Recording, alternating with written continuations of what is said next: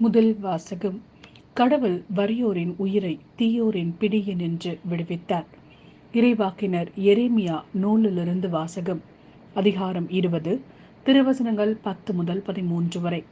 எரேமியா கூறியது: சுற்றிலும் ஒரே திகில் என்று பலரும் பேசிக் கொள்கின்றார்கள். பழி சுமத்துங்கள், வாருங்கள், அவன் மேல் பழி சுமத்துவோம் என்கிறார்கள். என் நண்பர்கள் கூட என் வீழ்ச்சிக்காக காத்திருக்கிறார்கள். ஒருவேளை அவன் மயங்கி விடுவான், நாம் அவன் மேல் வெற்றி கொண்டு அவனை பழி தீர்த்து கொள்ளலாம் என்கிறார்கள். ஆனால் ஆண்டவர் வலிமை வாய்ந்த வீரரைப் போல என்னோடு இருக்கின்றார். எனவே என்னை துன்புறுத்துவோர் இடறி விழுவர்.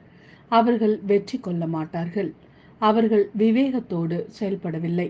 அவர்களின் அவமானம் என்றும் நிலைத்திருக்கும். அது மறக்கப்படாது. படைகளின் ஆண்டவரே, நேர்மையாளரை சோதித்து அறிபவரும் உள்ளுணர்வுகளையும் இதய சிந்தனைகளையும் அறிபவரும் நீரே. நீர் என் எதிரிகளை பழி வாங்குவதை நான் காண வேண்டும். ஏனெனில் என் வழக்கை உம்மிடம் எடுத்துரைத்துள்ளேன். ஆண்டவருக்கு புகழ் பாடுங்கள், அவரை புகழ்ந்தேத்துங்கள். ஏனெனில் அவர் வறியோரின் உயிரை தீயோரின் பிடியினின்று விடுவித்தார். இது ஆண்டவரின் அருள்வாக்கு. இறைவா, உமக்கு நன்றி. இரண்டாம் வாசகம். குற்றத்தின் தன்மை வேறு, அருள்கொடையின் தன்மை வேறு. திருத்தூதர் பவுல் ரோமேருக்கு எழுதிய திருமுகத்திலிருந்து வாசகம். அதிகாரம் 5, திருவசனங்கள் 12 முதல் 15 வரை. சகோதர சகோதரிகளே, ஒரே ஒரு மனிதன் வழியாய் பாவம் இந்த உலகத்தில் நுழைந்தது. அந்த பாவத்தின் வழியாய் சாவு வந்தது. அதுபோலவே எல்லா மனிதரும் பாவம் செய்ததால் எல்லா மனிதரையும் சாவு கவ்விக்கொண்டது. திருச்சட்டம் தரப்படும் முன்பும் உலகில் பாவம் இருந்தது. ஆனால் சட்டம் இல்லாத போது அது பாவமாக கருதப்படவில்லை. ஆயினும் ஆதாம் முதல் மோசே வரையில் இருந்தவர்கள் ஆதாமை போல் கடவுளின் கட்டளையை மீறி பாவம் செய்யவில்லை. எனினும் சாவு அவர்கள் மீதும் ஆட்சி செலுத்திற்று. இந்த ஆதாம் வரவிருந்தவருக்கு முன்னடையாளமாய் இருக்கிறார். ஆனால் குற்றத்தின் தன்மை வேறு, அருள்கொடையின் தன்மை வேறு.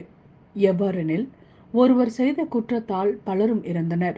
ஆனால் கடவுளின் அருளும் இயேசு கிறிஸ்து என்னும் ஒரே மனிதரின் வழியாய் வரும் அருள்கொடையும் பலருக்கும் மிகுதியாய் கிடைத்தது. இது ஆண்டவரின் அருள்வாக்கு. இறைவா, உமக்கு நன்றி. நற்செய்தி வாசகம். உடலை மட்டும் கொள்பவர்களுக்கு அஞ்ச வேண்டாம். மத்தேயு எழுதிய நற்செய்தியிலிருந்து வாசகம். அதிகாரம் 10, திருவசனங்கள் 26 முதல் 33 வரை.